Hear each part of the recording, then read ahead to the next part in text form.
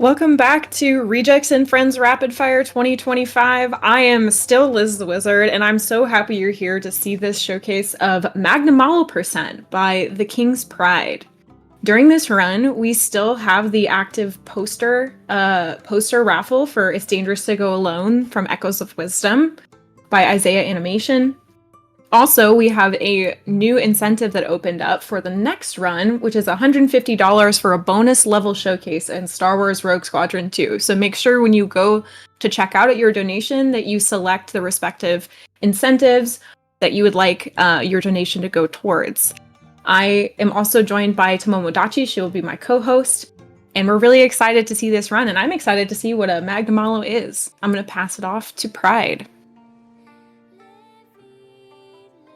Thank you so much. Yes, hello everybody. My name is The King's Pride, but you can just call me Pride. And today I have a very wonderful game to show you. One of my favorite games of all time, Monster Hunter Rise. We're not going to have too much ado. I'm going to explain things as we get into them. We had a couple of incentives that were met, and we'll get to those as we get to them as well. But right now, we're not starting the timer yet.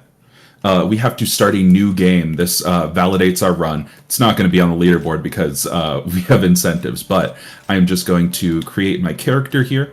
As always, we are Steep. Excellent. And then we have to make our dog. So our dog right now, I have preloads for all of this. Our dog's name this is a tradition for me, Bobo. Why? I don't know. And then we load our cat. We will not see this cat for very long, so I want to bleed your eyes a little bit while we're still here. And this cat's name is Car. Alrighty. And now, whenever I hit the start button here, I'm going to confirm. We're going to overwrite this old save file. Little spoiler for the skin there. But we are ready to go. Momo, do you want to count us in? Oh, absolutely. We're going to get started here in a 5, 4, 3, 2, 1, go. Alrighty. So, Monster Hunter Rise. We have a little bit of groundwork to do. The first thing is that, just a little bit of backstory, we are hunters in a world of monsters. These are not your average everyday monsters. Our game is loading very slowly. There we go. Not your average everyday monsters. These are massive monsters that we need specialized tools to take care of. We are from a village called Kamura. It is the most Japanese village in this Japanese game made by a Japanese company.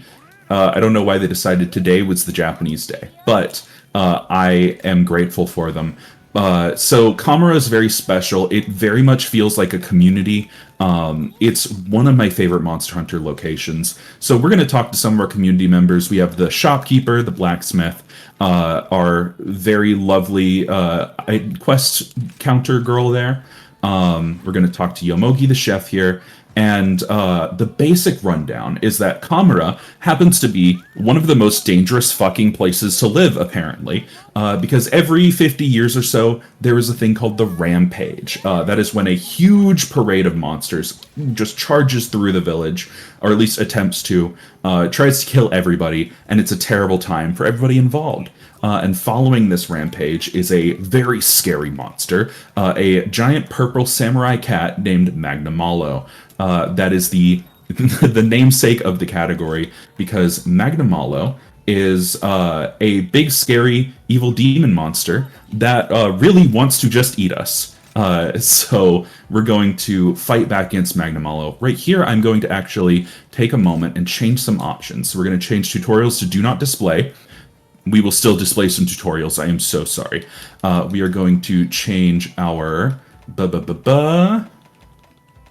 I always forget which our controller button icons to type 4, just because that will drive me crazy otherwise, and then button hold to medium, wyvern writing to O sheathed, our touchpad controls to type 2, and then that should be everything. If I mess something up, we'll find out later. So we're going to be getting right into our tutorial here, right after we have our Kahoot. As a little owl friend, we have a lot of animal friends in this. This owl canonically lets us just know where monsters are. It's very useful. We should be good. So Senri, the mailman, this character, is the most important character in this whole game because he gives us our free stuff. We love free stuff. Our add-on content is going to let us play this game very, very fast because while we are playing the base stuff of Monster Hunter Rise, there is a upgrade called Monster Hunter Rise Sunbreak. And Sunbreak, they really wanted people to just be able to get straight to it. So we're going to have what are called defender weapons. Speaking of defender weapons, would our lovely hosts like to tell us which of our weapons won in that bid war? I have a strong suspicion. Yes, you are going to be using... One second, it left my screen. Oh yeah, when the incentive closed, it went poof, but you will be using the hammer. Lovely. I unga, therefore I bunga. So hammer is going to... It's very cool. I'll tell you a little more about it as we get into it. We're going to change our clothes here real quick. And then we're going to talk to Hinawa, and we're going to get right into our tutorial quest. This is just... It's called Back to Basics. We are just doing basic movement, basic mechanics. We have to do it. I don't care to, but it's not that long. We get a little cutscene of the Shrine Ruins, which we can skip straight on through. And then we are ready to go. This game is fantastic. I know that I have been kind of motor mouthing it so far. We will have a moment to breathe coming up. There's just a lot to front load here. This game is also like... I really love very Japanese games, and this one is no exception. The Rampage is very inspired by the Night Parade of 1,000 Demons. If you've ever seen, I think it's Jujutsu Kaisen, they also make reference to that, so nice little connection there. But this is just going to teach us to use our wire bugs and ride our palamutes. So these are very important movement options.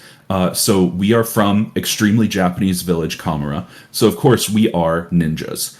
We can wall run, we can throw shurikens, we can, I think they're kunai actually. We can ride on our ninja dogs. Basically every single Naruto thing that you can think of, we can do. And we also have these lovely little bugs that you can see Master Itsushi is going to be slinging around here. These are our wire bugs. You can see my gauge at the bottom, these two little pictures of bugs at the bottom. Those are going to let me sling myself around like Spider-Man. It's an incredible mechanic, maybe one of my favorite movement mechanics, and it also lets us do some fun stuff with our weapons. Speaking of our weapon, here's the hammer. I bonk. I miss, I bonk. We really want these guys to kind of group up. And we're going to be nice? No. So the hammer is intended to be a slower, more methodical weapon. It charges up. That is like part of the whole dealio of it. We're going to be doing some stuff to get around that. Okay, I can breathe a little bit. While you take that moment to breathe, do you have time for a quick donation? I absolutely have time for a quick donation. Alrighty, we have $100 from Heidi PhD, Yo, that's my aka mom. Pride Mom. So That's my excited mom. to cheer on my most favorite speedrunner ever. Love you, Pride. Not a mom out there can ask for more in a son. Aw, I know that you like Pippi better as a speedrunner, but I do appreciate it. Thank you so much. My mom, my #1 supporter, always listens to my nonsense horse shit. I won't talk about horses that much in this run, I swear. But we are moving right along here. So normally I would sit here and I would go, oh, there's a second quest I have to do. I have to start doing some gathering. But you all met an incentive. So we're going to go do that incentive. So we normally have Hinawa over here, who is our quest maiden. She is lovely. But we have Minato over here, who we never see in the speedrun. She's also the quest maiden, and she's also lovely. They are the twins. They are the best handlers in the whole series because they just give me my events and leave me alone. So we are going to go to Rising Sun. So Monster Hunter will occasionally have event quests. those give us special like options, special rewards, that kind of thing. And you all have met getting the Amaterasu skin. So if you hear in the background, it is playing, I believe it's Sunrise from Okami, which is one of the final boss themes. And we are going to collect these sun goddess pictures. We have 21 of them to grab all around the shrine ruins, our first area here. So this is a test of movement optimization. So I can talk a little bit more about movement optimization. So you're going to see that with my dog, I'm going to be doing this little like rolling on the ground move. That is a dash. So you can drift around corners with the dog. And once you're done drifting, you dash. So you want to optimally be jumping out of this dash. It gives you a little bit more speed for a little bit longer. I forget to do that very often. And if you interact with anything at all, you drop your dash speed and it sucks to suck. So I'm not going to be jumping out of the dash too much in this, but we're going to be running all the way around creation here. And you can see kind of a neat little preview of our shrine ruins here. The maps in Monster Hunter Rise are optimized for monster fighting. In my opinion, they're very cool. A lot of people, when this game came out, criticized them for being very barren, but that is because these main pathways that I'm running on here are very clear, they're very open, and that is a fantastic thing if you're just getting on the back of a dog and running, just booking straight for your objective. But you see that it has a lot of verticality here. So there's actually a lot that's hidden in these maps. They're very deep. We'll see a little bit more of that in a second. But notably, you can see on my map that we have these zones that are kind of labeled out. And those zones, which number 1 through 13 on this map, are the places that monsters are going to spawn during this game. So if I ever say like, oh, that's a bad spawn or that's a really good spawn, and then I refer to the number, I go, that's a 13 spawn, that's awful, that's trash, the game hates me, I suck. That's going to mean that the monster's going to spawn on the map where the number 13 is. Usually we want our monsters to spawn as close as possible to our base camp, which is that little area you can see right at the bottom as I run into a couple of Izuchi because I'm looking at my map. Right at the bottom of my map, you can see that tent symbol. So that is where we spawn in. It's usually going to be at the bottom of the map. I think I'm running through all of them in my head. I think they're all at the bottom. Yeah. And we're going to want all of our monsters to be spawning as near as possible to the bottom of the map. Are they always going to do that? Probably not. It's a showcase, so they're probably going to be incredibly mean to me, in fact. Or, because I'm losing a little bit of time in doing this little sub-quest to get our Amaterasu skin, the game might be uncharacteristically kind to me, and in fact decide that I don't deserve anything, and it's going to give me all of the good RNG. But we are good to move forward. I see Cineris is calling out the horses in the chat. I have gotten very much... I just got rid of my Mega Potions. We'll fix that later. It's all good. I've gotten very into the very popular horse gacha game recently. It's pretty much all that I talk about. Haru Urara is my goat, and I will stand on this hill till I die. Actually, it's a horse, not a goat. You haven't played the game, so actually shut up. I did install it. Thank you very much. I just haven't played it. You're correct. So this is our buddy Smithy. This is Kisaki. He's going to give us a couple of scraps because we're going to be making some equipment here. So we can make for our Palamute. Oh no, we have 1 Celestial Scroll out of 4 and no fur scraps. Guys, what are we going to do?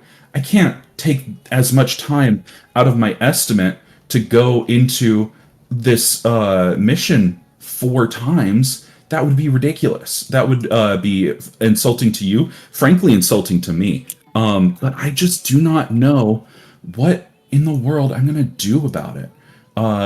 It's really such a puzzle that has been afflicting me this whole time. Oh, hey, we got the materials. Surprised. So I'm a little bit of a cheater. This was a thing that I had come upon in... practice for this was I was like, oh yeah, it does kind of want you to do that like 2 to 4 times, huh? Oops. So I just opened up my my RE engine editor. We're all good. Thank you, Resident Evil community, for making very good modding tools for these games. But we are on to our first gathering quest. We have 3 of these to go through. Whenever we're going through quests, we're going to prioritize the fastest ones. So early game, that means that we are going to be doing gathering quests because they tend to be very quick. I say tend to be. So all of these, 7 out of 8 fire lanterns. So all of these gathering spots that we have can give us a fixed range of items. You can get between 3 and 1 in that first one. You can get 5 and 1 at that second one. So we've been getting pretty darn good RNG. And then we have the third one. This is normal idea. Also our casual wall running, because we are in fact Ninja Spider-Men. And we're going to... That is perfect RNG. Well, that's not perfect RNG. That's second best RNG for that quest. Like I said, the game hates me and always wishes to laugh at my misfortune. Now, what does no tools mean? That is a good question, I hear you ask.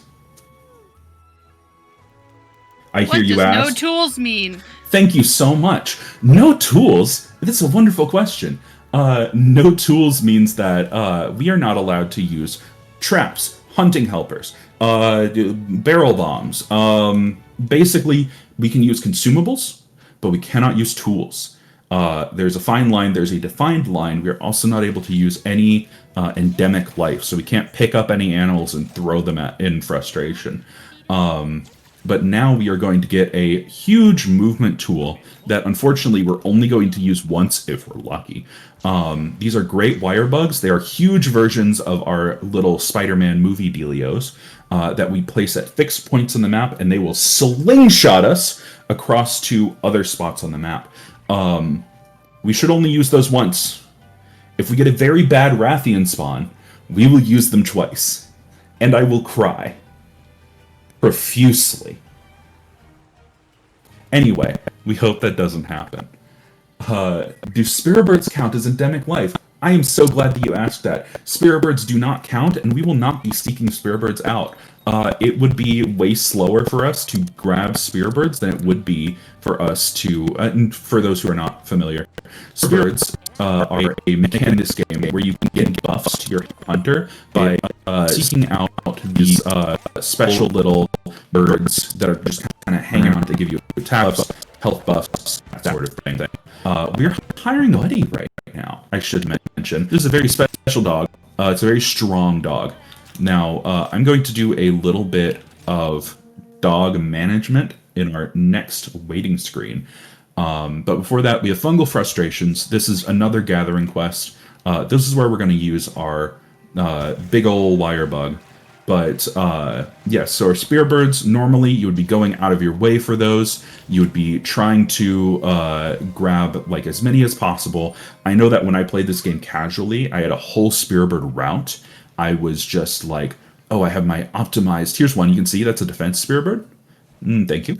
But they're really slow to go out of your way and get. They make the game easier, but not better. Not faster, I should say. Now, this is our Great Wire Bug, so instead of just pressing O to grab onto this, I'm going to dive off.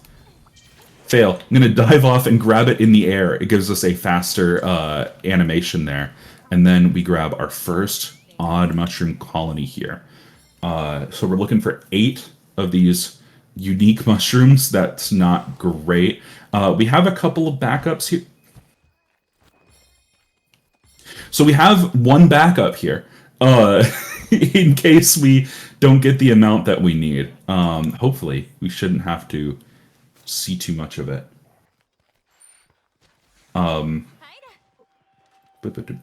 Okay, audio's crackling, no problem. We've got 4 of the unique mushrooms that we might be able to get 4 out of this. I think we usually get 3 though. So we might have to run and grab another backup. No! Alright. I think that I can probably make it up there, right? Right? I didn't mess up my movement. You messed up my movement. Speaking of messing up my movement, if we have any word from Rejects and Friends, now would be a lovely time. We don't have any donations at the moment, but a good reminder, we are only $50 away from the bonus level incentive for Star Wars, the next run, and we still have the poster raffle live for the Echoes of Wisdom poster. So make sure to use !donate and keep supporting Planned Parenthood and Rejects and Friends. Absolutely. It is a great cause. It helps a lot of people. Planned Parenthood is important for so many things. So get your donations in and be sure to take off those incentives whenever you do donate. So now we have our first priority quest. So we have our tiers of quests, basically. So our 1-star quests we just did, and now we are going to be doing our first priority, which is going to be hunting a Great Izuchi. So now we can talk about the core of this game, which is hunting monsters. Kind of strange in a Monster Hunter game, I know. Also, shoutouts, this game has a bespoke cutscene for every single monster that has like an operatic like poem before each of them. It's awesome. Anyway, I'm going to change my equipment here. So we're going to equip our black belt equipment. This is a extremely overpowered set that is supposed to be meant for, as you can see here at the top, high rank. I nearly pointed to my own monitor. High rank. That's rank higher than what we're in right now, which is low rank. So that's going to give us a lot of defense, a lot of good tools that I will mention as they come up. I am also here going to swap out our dog. So say goodbye to Car. Car served his purpose. We're going to go into these dogs. So the dual-bladed chain, fantastic. Very good. This thing does tons of damage. Steel Fang, garbage. Awful. We're getting rid of it. We want our dogs to only use the dual-bladed chain because they do so much damage. We're also going to change equipment on our... Where is our...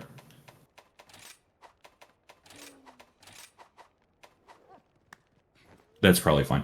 I'll change the layered armor on MHC Palamute whenever we get to it. But so we can see here, I just click the right stick, and it puts my highlight at the top onto this question mark monster. The question mark is the monster that we are currently hunting. We haven't seen it yet, so we don't know what it is, but conveniently, it's always the first one on our list. So we are just going to go straight for that. It spawned at 4. This is a wonderful spawn for Izuchi, and we're going to bonk him with a big old hammer.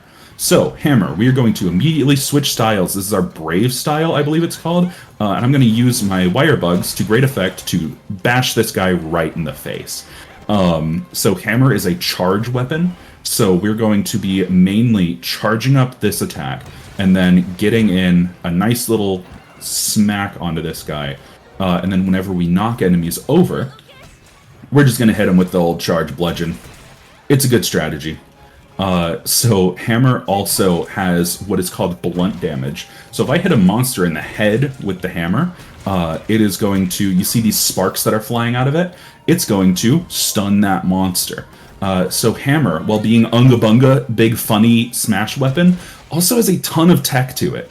Because I'm going to be managing my resources vis-a-vis these wire bugs, and also managing how much stun every single monster has. And that is going to lead to a very technical run, actually. Hammer seems like a meme weapon at first. It's actually an amazingly technical, fun, incredible speed weapon. It is my weapon of choice. You can see there, I barely avoided that attack by the grace of God, I guess. Because I'm the chosen. I alone, in all of heaven and earth, am the bonk one. So this, I should have grabbed that on the way. So that was Izuchi. So I'm going to have to explain a little bit more in the next hunt, because I didn't have time during that, because Izuchi dies very quickly. But I really do love, like, most of the monsters in this game. They're a ton of fun to fight. I see in the the chat, least favorite monster. You'll see him. Actually, you won't. Okay, I have several least favorite monsters. We intentionally avoid one. I have a very pointed story about a second. We'll see the second, we won't see the first. My actual least favorite monster is Basarios. I hate Basarios. Awful monster, terrible. I'm going to explain some tech before I mention the second one. So whenever this timer on the right side, left side, starts counting down, I'm going to warp to the place that I already am. And that warp is going to happen as the mission quit seal comes up, and that skips that cutscene entirely. That saves so much time in this run. So I'm going to be trying to do that every single time. If I fail one, I don't know. I really don't have money to donate, but we'll figure something out. So now we're going to go to another gathering quest. I am going to change my equipment back. So we put on the Guild Cross equipment because it gives us increased item drops. And then we're going to go to layered equipment for our dog at the buddy board. There we go. Layered armor. Change layer to armor. And MHC Palamute, you also get to be Amaterasu. Look at that. How cute. Now we have double Amis, which is double the fun. Worst monster in this game is Kazu? No. Nimbus, I get where you're coming from, okay? I hear you. You are valid. Your pain is heard. You're also wrong. Before I get into that, right now we're gathering these raft shells. So ideally, I should only need 3 of these gathering spots. So you can see there are these little, these little oysters that look like boats.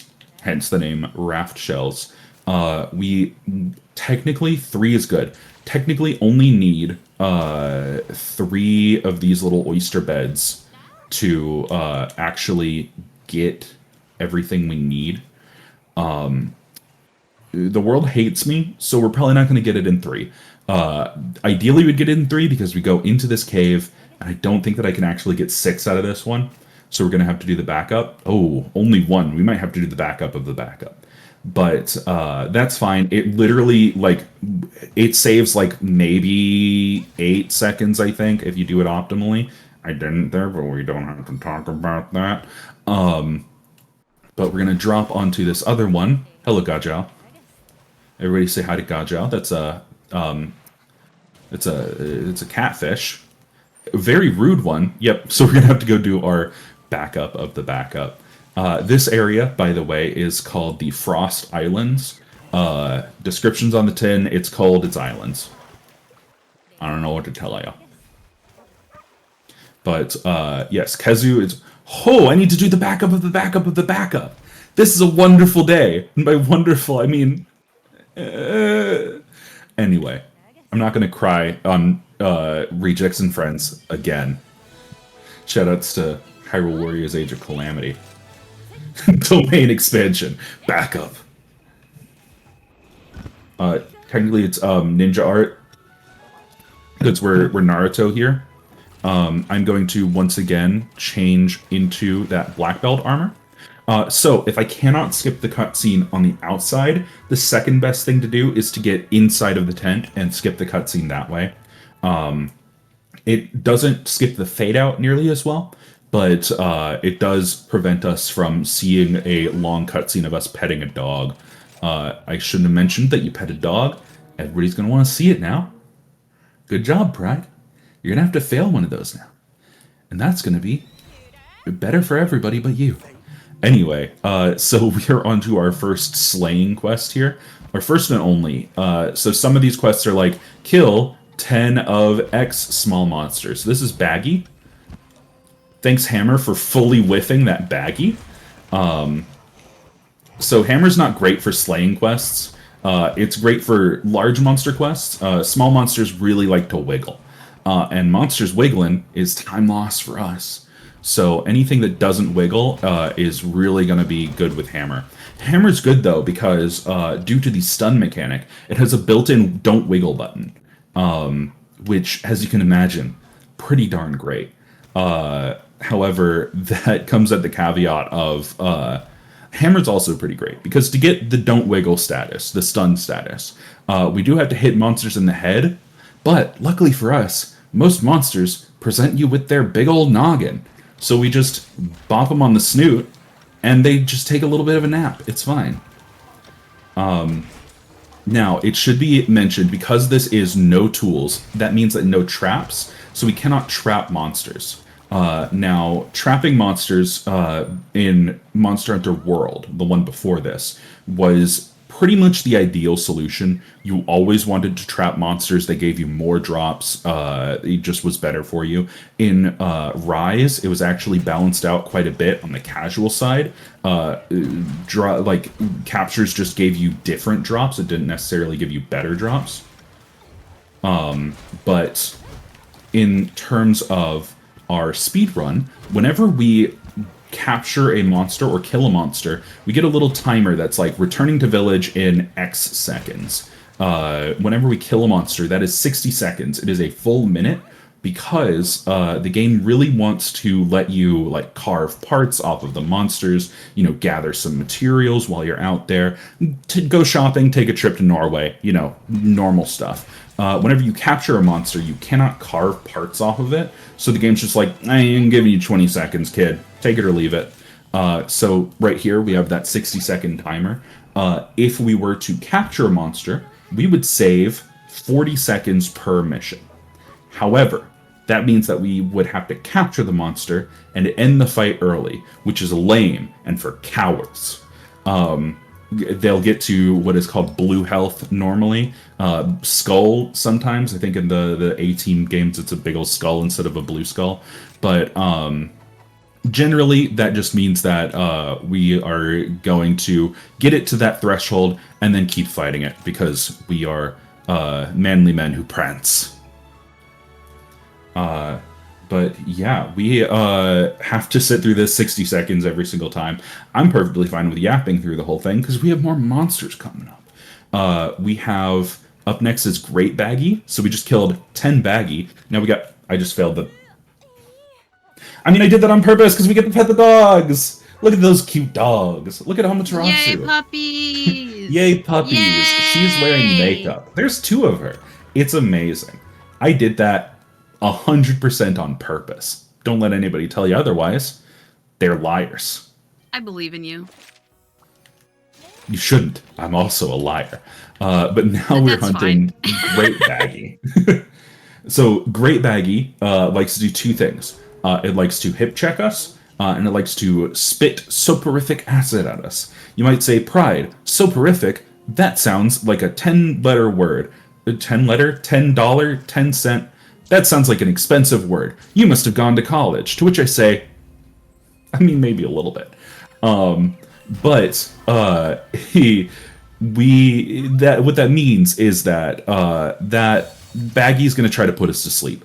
Sleep sucks as a status. We can't do much. We kind of have to hope that our dogs are nice and give us some like help if we get knocked out.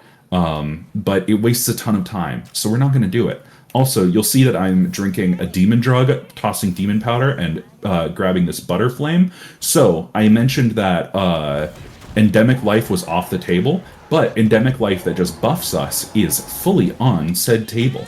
So, the butter flame gives us basically a full like weapon upgrade tier of damage. It is significant. There's that soporific acid that I mentioned. Oh, come on. Okay, well, you know what? Miss for miss, we're fine. And there's the hip check.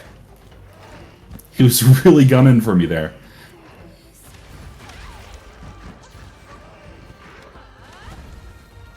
We don't got to talk about it. All of those things give us increased damage. I just did charge step instead of the bludgeon because I'm stupid.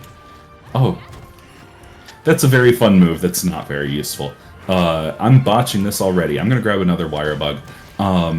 So basically, yes, any endemic life that is going to... Brother. Any endemic life that is going to give us a like a buff is fully acceptable. Any endemic life that we would place down as like a trap is no-go. That's a tool. Drugs versus tools. Don't do tools, kids. Do drugs. They make you hit harder. So we got this Baggy on the ground. It shouldn't be too long now. He summoned some of his backup dancers, which is going to be a little annoying. Small monsters, if they collaborate with big monsters, can just kind of knock us off our game. They can stagger us, they can stun us. Not very fun stuff. But one of my favorite parts about hammer here is that because it is a charge weapon, but unlike long sword, or not long sword, great sword, which you charge and you stay in place, we can move around at pretty much full speed while charging with the hammer. So the number one cause of time loss in Monster Hunter Rise is getting knocked over. So we do not want the monster to knock us over. If I ever get a big tutorial, nice whiff. If I ever get a big tutorial on the HUD that tells me how to wirefall, I have not done my job well. It means I've gotten a hard knockdown, which takes some time to recover from. But hopefully we won't see that too much, because hammer lets us dodge attacks as we are charging up to do big damage. Like I mentioned earlier, there's also, like, this run is very technical because hammer gives us a lot of access to that stun mechanic, and monsters in this game like to run away. They don't like to run away nearly as much as in Monster Hunter World, or Wilds, the new one, Wilds. In Monster Hunter Wilds, monsters like to skedaddle constantly. It is the bane of my existence. It's so awful. Turns out they're scripted to do that because they want to die in certain places, because even though it's a more open world, they want to script their cutscenes to be in certain spots so they won't go below like certain levels of health whenever they like want to. It drives me crazy. I'm very normal about this. Anyway, we're moving on to our next monster now, which, if I'm correct, should be Aknosom. Should be Aknosom. Aknosom is very cool. This is going to be the first of our monsters that are based on a yokai. So Japanese, like, ghouls, goblins, spirits of any kind. We're also going to see an unskippable Buddy Plaza cutscene, as is tradition. More normal about Wilds. I love that. I love being normal about Wilds. It's a great speed game. It's definitely not really slow.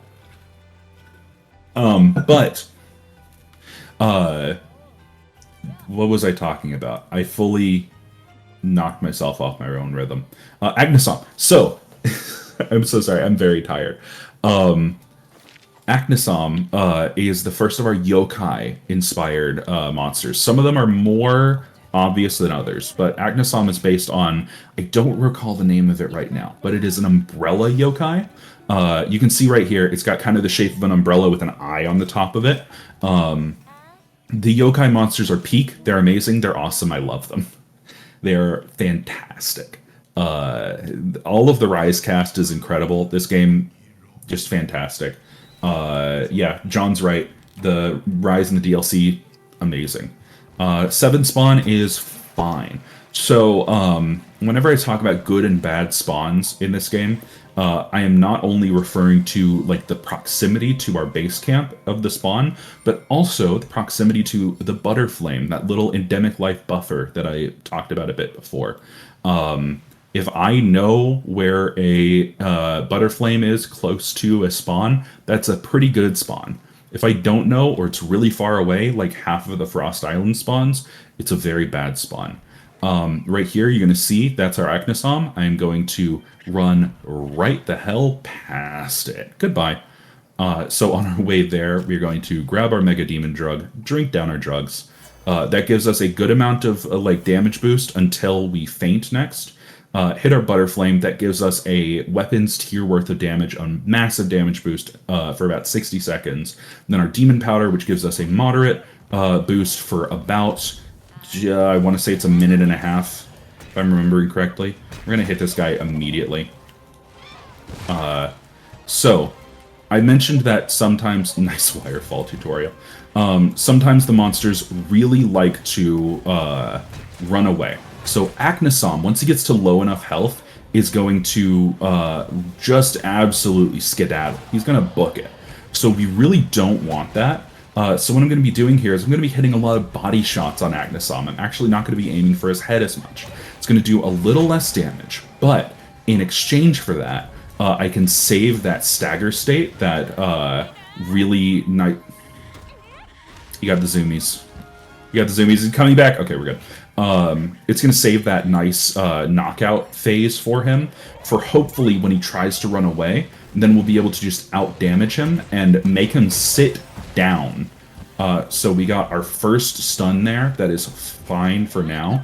It's the second stun that we're going to be trying to conserve. So I'm going to be smacking him in the head. You can also see that he has this arrow over him. That means that the game wants us to use one of the coolest mechanics in this whole game, which is monster riding.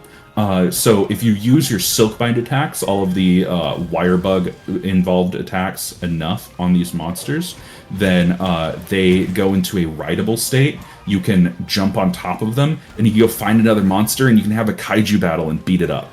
It's the coolest thing imaginable. It's the same reason why I like Pokemon Sword and Shield. I like giant monsters hitting each other. I watched the newest Godzilla movie and cried because it was so cool. We didn't need to say that one on the internet, Pride. But that's A, a little slow. It's not great. And B, banned in no tools. Riding a monster, that's a tool. So, look at you. You're a tool. You're knocked out.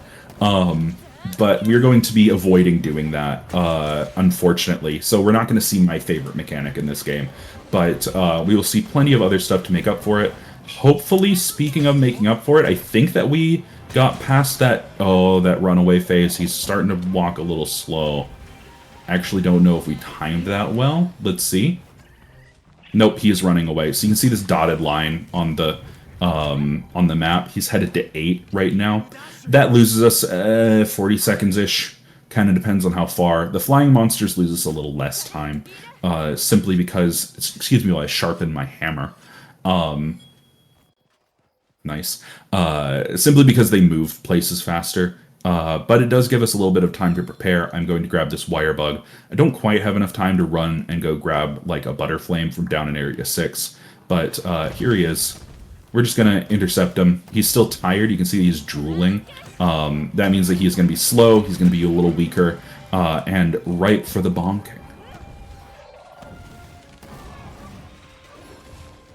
But for all of my Monster Hunter fans out there, nice. While I'm going to be running to our base camp, restocking on supplies, and getting a little bit more like potions, you know, getting an opportunity to prance around a bit, I want y'all to donate and tell me so that our lovely hosts can tell me live, because I will probably miss it in the chat. What is your favorite monster? Or conversely, what's that one monster that you really hate? Like, you really, like, you've got a, you've got, like, it can be a monster that gave you a bunch of trouble. It can be a monster that you just, like, really don't like design-wise, or it can be your nemesis. That one that you really don't like. That you've hunted to death. You had to get a gem out of it or something. It could be a Nargacuga. It could be a Barioth. It's Barioth for me. But I really want y'all to donate. Give me $5 so that it shows up on our Tiltify. Or you could even do $20 and get entered for that prize, I think. Don't quote me on that. But you could enter for the prize. You could help our lovely friends meet some of their incentives, as you all so generously did for me. And also, you can help out Planned Parenthood. So, all wonderful, lovely things. Yomogi increased her, like, beefed up her setup here. Nice. Very good. Yes, tell me your favorite kaiju. Tell me, you know what? Tell me your favorite horse. So, we have finished up with our Agnesong. So normally you would think, oh, well, we can just run down the... We can just run down the list, right? Like, oh, we can just do Tetranodon, Kuliaku, you know. But we're actually going to go to Royal Ludroth now. That's hard to say when you're a little tired. But that is because we're going to be taking advantage of the fact that Palamutes in this game deal tons of elemental damage. For some reason, during one patch, they just got a massive elemental damage boost. So we're going to trade some materials here for some scraps. And then we're going to equip both of our dogs with these Agnesong weapons. These are going to deal fire damage, and weirdly enough, the next two monsters that we have are water monsters, and they are going to be weak to fire damage. Oh, Otter, I have terrible news for you whenever we get to it. Which thoroughbred and why? Yeah, tell me your favorite horse. Mine's Haru Urara. She's the queen of losers. She never won a single race in her whole career. And she's my favorite little special dumb baby. I won't talk about horses the whole time, I promise. I promise. Told myself I wouldn't. And it's just gonna happen. Anyway, so Royal Ludroth, we have this guy. So the thing about Hammer, right? Hammer is very feast or famine. Either you stack your triggers well, you manage all of your resources very well, and you absolutely demolish the monster. Or the monster's mean, bullies you, doesn't let you do any of your cool stuff, and then just pisses on your grave. Royal Ludroth is either you bully or you get bullied. I'm going to grab a wire bug here. So our big attack that we use a lot uses up 2 wire bugs, so that's our maximum gauge by default. So we don't want to use all of those. So we are going to grab this backup. You can see that they recharge at the bottom one at a time. Now, it does recharge pretty quickly for this attack, but we always want to have one in the back pocket just in case. He's going to roll, and he missed me because he's a loser. Gotcha. So Royal Ludroth, as you can see, is this big old body, and he really likes to roll with it. So we're going to try to make him not roll nearly as much. I staggered him after stunning him. Lovely. So, that thing about triggers. So monsters will stagger if you hit them in weak points. It just knocks them out of whatever animation they're in at that moment. It's really great if they're, like, attacking you. You can see there, that was a big old stagger. You had to, like, shake his head a little bit. It's really great if they're just, like, attacking you and you knock them out of an attack. It feels amazing. If you've just stunned the monster, and the monster is being stunned, and then you have a follow-up hit that staggers it, it feels really bad. So we're going to be trying to avoid that as much as possible. But you see now, it's in the Wyvern Riding state. We can get a couple of free hits in on it while it's like that. So we've been getting quite a bit of damage in. There's also, I will be listening to it. You might not be able to hear it over me yapping. But there are some audio cues that I'll be listening for my character to yell. If you're playing in English, you will hear very often, "It's up to something!" Or, the monster's angry! Or something like that. I don't remember all of the audio cues, but, I play in the Monster Hunter language, because it's the only ethical language to play in. And in the Monster Hunter language, your hunter will yell, "Da, baby!" So your hunter will go, "Da, baby," and you go, "Da, baby, where?" And then it's the monster hitting you. So that just means that there's going to be a big attack. Usually, there are a couple of monsters who have 2 whenever they yell that, but most monsters, I'll just know exactly what to look out for. I got stunned because this game's very fair. Uh-oh, uh-oh, uh-oh. Hey, buddy, you don't want to hurt me. I'm just a little guy. It's my birthday. You wouldn't hit a little guy on his birthday, would you? This little guy's got a big old hammer. Haha! Gotcha!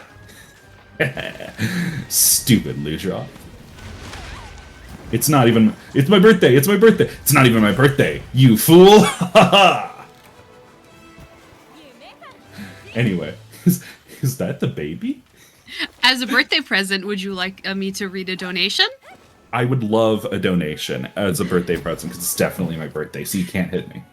Exactly. We've got $5 from Nimbus125, who says, "My favorite monster is either," and I'm gonna butcher this, "Valstrax or Altalka." And while it's not a bad fight, I have an irrational hate for Daren Moran for being stinky. So that's actually lovely, Nimbus. Valstrax, great job, Momo. The other one was, what was the other one? Autalka? Yeah, Autalka. Yeah, Autalka is also a based opinion. So, fun fact, yeah, Autalka. Wilds is a bad game because they got rid of the Monster Hunter language. But there is only one monster in this game with the stink condition. It can make us so stinky that we physically cannot drink potions. We will try to not be stinky. We might get a little stinky. But it's very funny that literally there's only one in the whole game. And we do fight it. But I very much appreciate those opinions. Thank you so much. Keep sending them in. I love talking about Monster Hunter. Would you believe it? I speedrun the game. Speaking of the game, so now we are fighting Tetranodon. This is another one of our kaiju, or not kaiju, our yokai-inspired monsters. So this one is based on a kappa, which are pretty famous. They're like river demons, river spirits, whatever you want to call them, in Japanese mythology. They're like kind of frog-like with water dishes atop their heads. But the fun part about this guy is that he's also a sumo wrestler. So I would, if it wasn't a showcase, I would pull out the Twilight Princess wrestling, the sumo sound. But right now I'm just gonna have to say it if he does one of his sumo moves. So we'll see that. What's up? I was making this sound. Oh, Discord cut it out because Discord hates that noise. Dang it. I'm sorry, I'm a Twilight Princess speedrun enjoyer, so my brain just went, yes, I know exactly what you're talking about. You are so valid in that. There we go. Amaterino! Dun dun! So yeah, the big move that we really want to avoid, there are two of them. So we'll have our DaBaby move, which is going to be a big old command grab. That'll lock us in an animation for a little bit. We'll have to use a wire bug to get out of it. It's really annoying. The other move that we really want to avoid is a clap. If we get the clap, we will be stunned. I'll be very stunned if this monster gives me the clap. And we're just going to try to avoid that at all costs. So you can see here, Planned Parenthood can help with that, so don't worry. I have heard that, yeah. Send in your money to Planned Parenthood so that I don't get the clap from these monsters. So I was out of my wire bugs there. If I use the wire fall move, as the game has mentioned to me, to try to get out of a stun, then it will use up one of my wire bugs and toss them on a very long cooldown. So it gets me right back in the fight, but it also hinders me a little bit. So if I stun a monster whenever I have that, I got the clap! Oh, Planned Parenthood, please help! Please donate to Planned Parenthood while I wiggle, make a jump. And he gave us the command grab! What is this nonsense? Hey guys, there's two moves that I want to avoid. At all costs, they're really slow. What if we do both of them one after another? Because, my goodness, this game really loves me. So this guy gets big ol' fat because he swallows a bunch of water and rocks. This is the sumo phase. We're gonna knock him out of that as quick as possible by hitting him in the big ol' belly. Just like that. Thank you, dogs. I just said thank you, dogs, in the whitest way possible, and I will call myself out for that. But while we are going to go back and refill and prance a little bit, do we have any word from our lovely audience? We do. We had another $10 donation from Cineris, who says, my favorite horse is MU Sugar-Coated Asset, aka Nevada. She's my baby, and I love her. Less than 3. Shoutouts to Cineris' horse. If you click on Cineris' name in the chat, you can see a horse.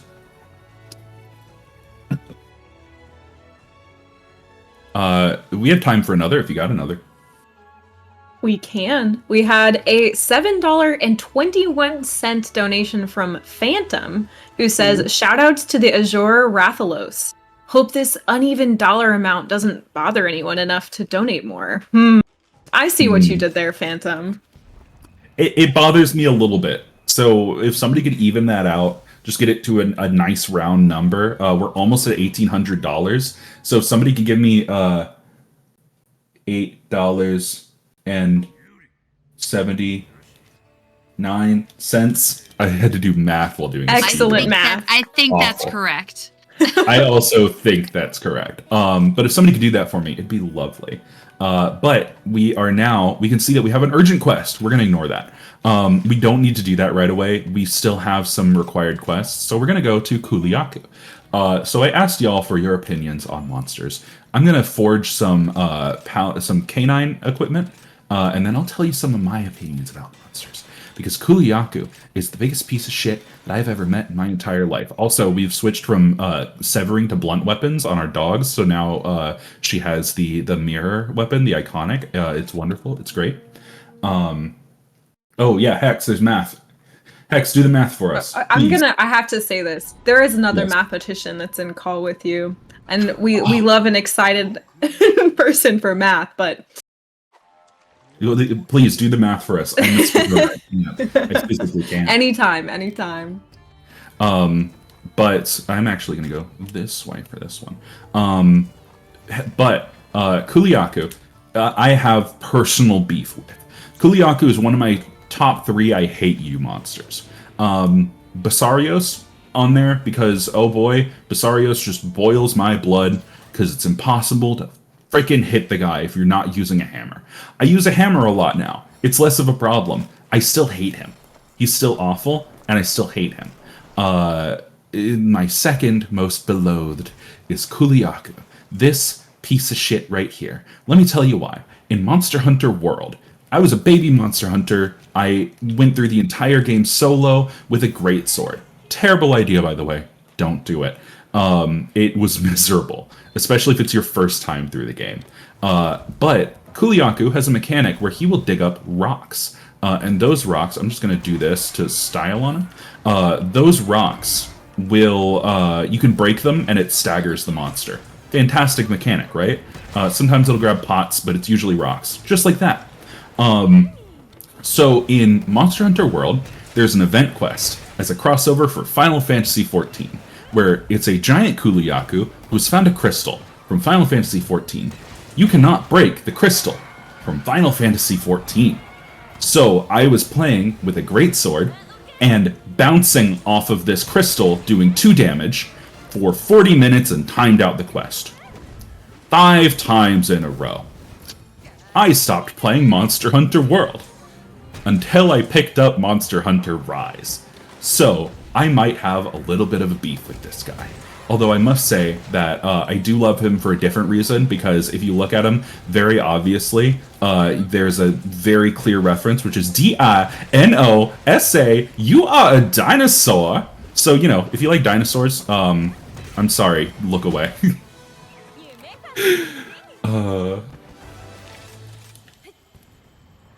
Thank you in the chat for knowing exactly what story I was about to tell.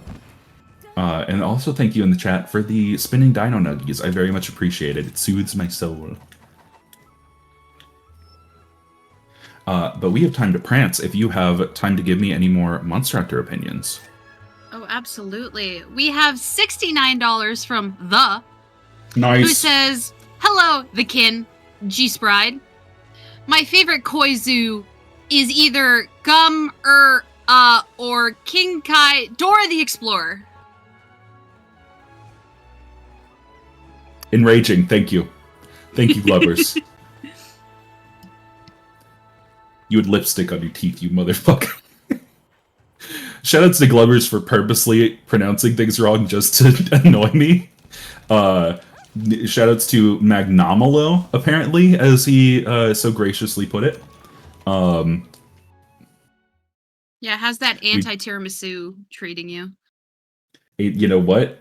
It's the opposite of tiramisu, so it's bad, I guess. Right?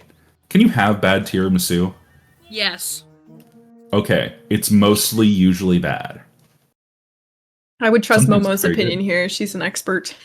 I've Momo had does have bad a baking tiramisu. sciences degree. I've had bad tiramisu, and it's called he used way too much rum. Oh, I would like to apologize for any offense. I mislabeled that comment. No, I do not wish any offense to the for being associated with the vile individual Glubbers. I'm so terribly sorry. Anyway, we are on to our next monster, who is Rogi. Rogi. I was like, which of these guys did I click on? Rogi. So Rogi. Rogi. So Rogi is very similar to, if you remember all the way back, we had Great Baggy. Great Rogi does the same thing, but it's poison. So, you know, pretty annoying. I don't know if the keen-eyed of you will observe, but I don't have that much in my item box right now. I removed most of it for the purposes of speed. I took everything out, including all of my antidotes. So if I get poisoned, we better hope that we don't get hit, because I might just lose literally all of my health. But that's not going to happen because we are pro gamers. Rogi has 2 moves. He has a lot more than 2 moves, but he has 2 main moves, which is the spit and the hip check. He does the spit and he does the hip. There's the hip. Here comes the spit. If he doesn't get whacked by a hammer. Oh, the sweep. Well done, Rogi. The other sweep. Well done. Nice trying to prove me wrong, you son of a absolute wonderful lady. There's the spit. So Rogi has a very limited moveset. I don't know why it's this deep into the pool of monsters for the village, but it sure is. We're just gonna smack him real quick, and that was a very quick Rogi fight, actually. Ruh-roh, Rogi, you dead. Yes, I am very glad that this run has somehow landed on both of our hosts' areas of expertise, math and baked goods. Delicious math and very confusing baked goods. I think I got that right. Speaking of delicious math, we still have an uneven dollar amount there, and it is starting to bother me, actually. So if somebody could just, like, bump that up a bit, I'd be much appreciative. I'm gonna genuflect about that. In fact, that's not what I thought genuflect would be. We are $68.79 away from hitting that bonus level incentive, the bonus level showcase for Star Wars, and we could even out the number and get a donation very close to 69. That's true. That'd be pretty nice. It's pretty nice. If you donate $69 right now, it'll still be uneven, but it'll be very nice, and we will meet that incentive. So I'm not saying that you should, right? But I am saying that like Planned Parenthood could use that money, and I think they'd find it pretty funny too. Speaking of finding it pretty funny, it's time for the rampage. So this is the big cataclysm that is affecting Kamura Village. We have the Red Stronghold here, which is our last line of defense. We have a Prism Spira Bird, so we're going to be fully buffed up for this whole thing. And this is the tutorial. Many people are divided on the rampage. I love the rampages. I think that they're a fun mechanic. They're like a tower defense kind of deal.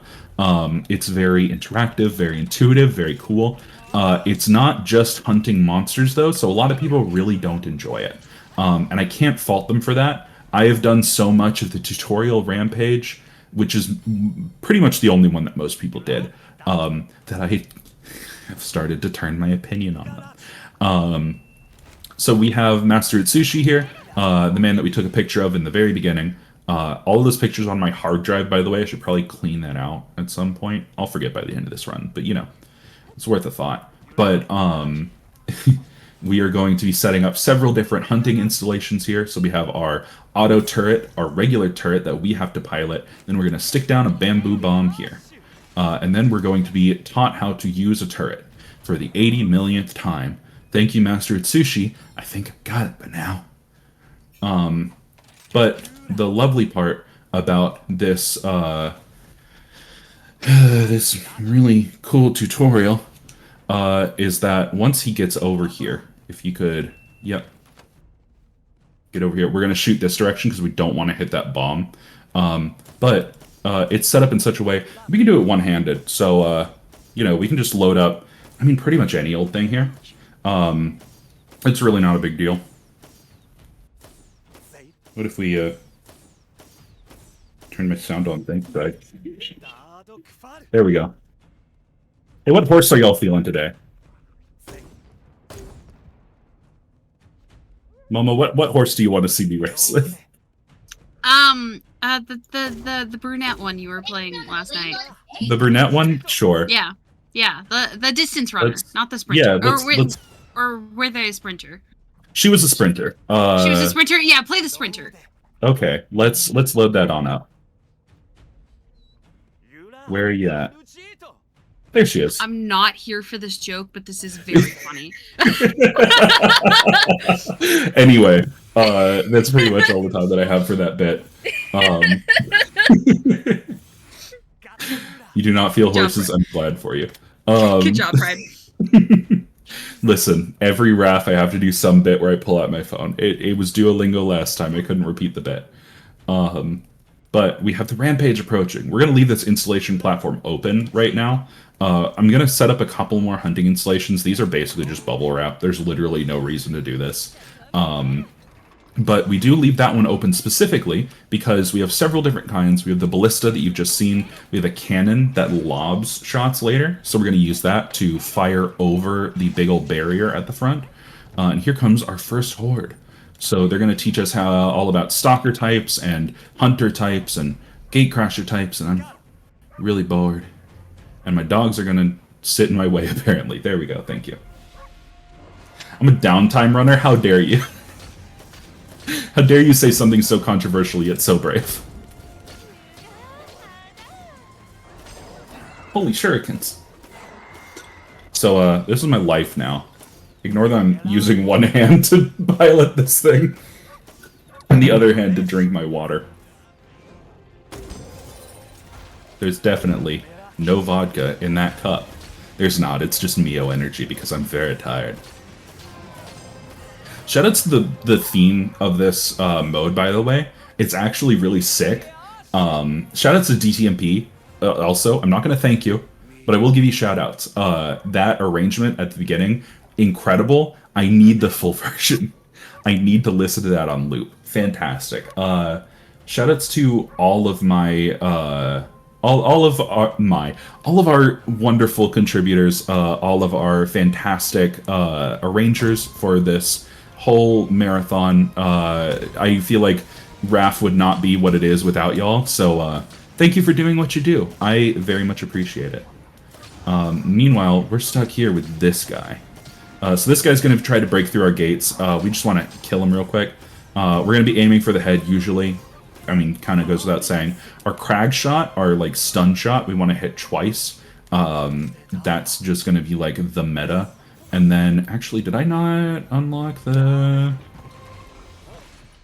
I should have a cannon by now. I do have a cannon. Okay. I'm a little off cycle here, but that is fine.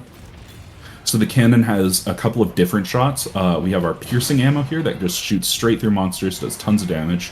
We have our thunder ammo, which will be able to stun monsters much easier. We have our guy coming in at the top, which is probably going to hit me with a fireball right about now. And I didn't dodge it in time. So if the monsters hit you while you're on the... Oh, that's unfortunate. While you're on a hunting installation, then they will knock you off of it and waste just a tiny bit of time. It's not a huge deal in the grand scheme of things. It's just like kind of annoying. But because this lob shots, you can see that I can shoot past our barrier here. So I can actually chunk in some damage while we're going. I believe that I was asked what my favorite rampage was from hit game Monster Hunter Rise Sunbreak. Fun fact, they got rid of them. People didn't like the rampages very much, so Sunbreak, the expansion of this game, added none.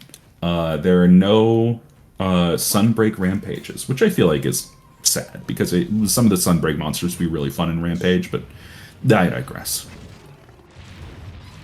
So this is our major threat monster. We're just going to hit it with a big old cannon burst there, and then we're about to get a thing called a counter signal, where we're going to get huge damage on our hammer. So we're just going to sit here and spin to win.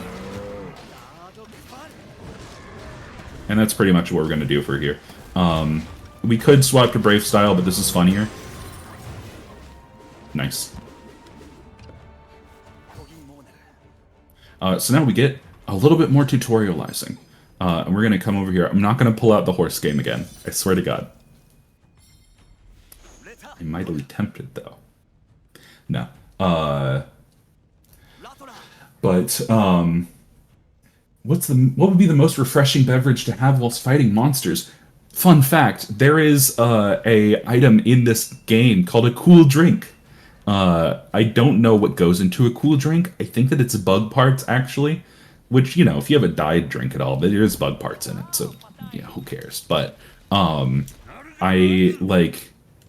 think that a cool drink would be pretty nice. I also think, like, a nice, like, Dr. Pepper, but not one that's like too carbonated, you know, because that would get you like bubbly, like a slightly flat Dr. Pepper, you know? Just like, that would be pretty satisfying. Here we're going to summon the Aura Farming Old Man. This is the most anime character in the entire game, and he is the leader of our village, Elder Fugen. Look at this guy. Like, look at this guy. Hold on, I have a camera. Look at this guy. I mean, God, what a majestic old man. Anyway, I'm gonna grab a wire bug for no reason other than I kind of feel like it. We're gonna grab some Wyvern Fire Cannons here. These are just going to deal some extra damage, pile on some more DPS, make sure that these enemies don't get past us. Just optimizing for clearing these hordes as quickly as possible. Grab a second one. Cream soda. I think that would also be pretty nice.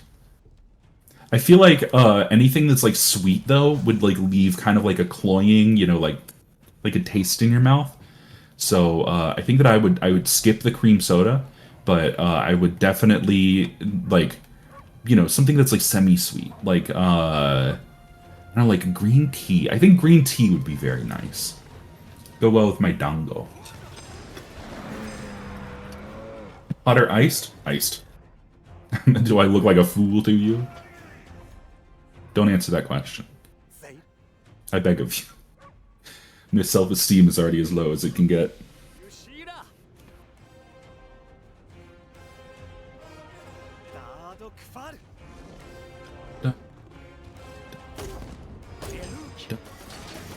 It's a great theme. Anyway, our ballista has been upgraded, so it now shoots twice, so it does a slightly higher DPS than the cannon does. We're gonna hit this guy twice, knock him out, start dealing some damage to him. Our dogs can get in the way again. Oh, you were supposed to be dead, Arzuros. Why are you not? What are you doing? There we go. We unlocked the machine cannon. The machine cannon, much as I like it, not super strong without a large upgrade. Southern Man says iced tea, world shock. Listen. I will say, I was not a massive iced tea person until I was an adult. I kind of liked sweet tea when I was a kid. Here's a fun story that I don't think that I've actually ever told anybody. So we're getting the live scoop live on RAF. The reason why I converted to unsweet tea is because whenever my family would get McDonald's, so my soft drink of choice is a root beer. But McDonald's does not sell root beer. They do not carry it. So anytime I'd go to McDonald's, I'd be kind of lost to what we would get for, like, you know, a drink or anything. So I would, like, get a Powerade. But I don't really want a Powerade, right? You know, like, it's fine. I don't know. Something about it. So I was like, you know what? I'm gonna start drinking iced tea. Like unsweet iced tea. And here we are. So that was kind of I decided I would like it kind of deal. So you two kids, through the power of sheer willpower and stubbornness, can just be a big old dumbass and start liking unsweet tea. McDonald's did carry Powerade for a very long time. Where are you going? Where is this man going? This is not usual behavior from you, sir. Get over here. What? Usually this roguey just kind of sits there and dies. This is a really pernicious roguey. Oh, there we go. It got killed by one of them. One of the guys that I said would never kill him. Goes to show what I know. But while I am restocking my stuff, do we have a word from our lovely sponsors? And by sponsors, I mean we don't have actually sponsors. We have donors. Our lovely chatters, our lovely contributors, all the good things. The unsweet tea enjoyers, the slightly flat Dr. Pepper enjoyers. Yes, we do. We have an $8.79 donation from Heidi PhD, who says, "Like mother, like son, I can't take the unevenness anymore. Doing great, Pride." Thank you very much. I appreciate it. We are, I believe, now only what, $50, $60 away from that incentive, something Yes, like we are that. $60 away from the Star Wars bonus level showcase. Make sure to select that incentive as well as the raffle that's still going on. That will close at the end of the Monster Hunter run. So if you love that poster that has Echoes of Wisdom, go ahead and get your donations in now. We can absolutely make that by the end of this run. I will I say think though, so. after the rampage, we're going to start kicking it into high gear. So our next monster is going to be Bishaten, and these two quests mark a marked change. Where first of all, we're going to get the ability to ramp up our weapons. So can I get the god jump? I did. Oh, so there's like one angle that you can get there where you land right in front of the smithy. Otherwise, you land way behind him or way off to the side, and it's a whole mess. But I got the god jump in a showcase. Let's go. So we are going to ramp up our weapon. That just means that we are going to go here and we're going to get an attack boost. It gives us a little bit more attack, but a little bit more still helps us out. Now we're going to be fighting a Bishaten, another Rise original, another peak monster, if I do say so myself. Bishaten is a like monk. He's sort of like a traveling Buddhist monk archetype, mixed with a couple of other yokai. But very cool. Return to monkey. I do love me a good monkey. He moves in a very funny way like a monkey. I'll point it out if I see the attack. There's one where he throws a bunch of like fruits at you, and he just like goes like. I'll see if I can do this without letting go. No, he just goes like that, and it's the funniest thing. Like I'll point it out if it happens, but it's like how monkeys walk. You know monkeys. Anyway, I'm going to stop rambling about monkeys. 7 is a very good spawn for Bishaten because these walls are great. Because Bishaten likes to cling onto said walls. And if we smack him off of said walls, he is going to be stunned for quite a while. And so, I didn't mean to bump into him. 7 is also a spot really close to Butterflame. Just like when we fought our friend the Akdasam earlier. You'll also notice, for anybody who has played maybe like Monster Hunter World, where you can like kind of chill, you can kind of look around, haha, get off that wall, you stupid monkey. I'm like Frieza when I fight this guy, I swear.